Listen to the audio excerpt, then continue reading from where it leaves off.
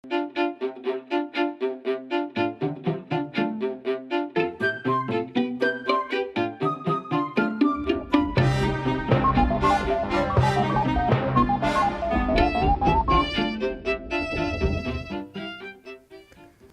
l'adolescent, dormir est souvent vécu comme une perte de temps, alors qu'il souhaite concilier à la fois sa scolarité, les sorties avec sa petite copine, sa passion pour l'ordinateur et bien d'autres plaisirs de la nuit.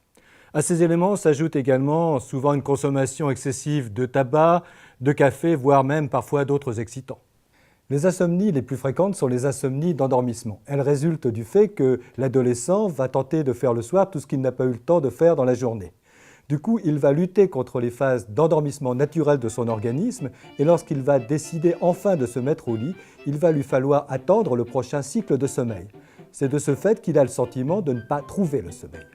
L'adolescent entre alors dans un véritable cercle vicieux où il va se coucher de plus en plus tard puisque de toute façon, dit-il, il n'arrive pas à s'endormir. Il entre véritablement dans une phase d'insomnie chronique avec prise de somnifères parfois et surtout une grande fatigue dans la journée qui va retentir sur sa scolarité.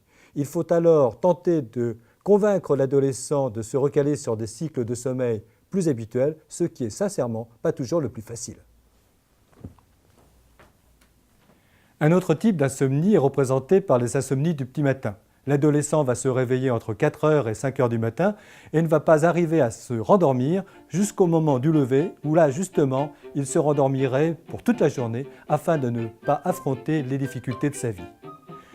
Ces insomnies peuvent être le signe avant-coureur d'une dépression qui atteint 5 à 10% des adolescents et qui peut parfois les conduire au suicide.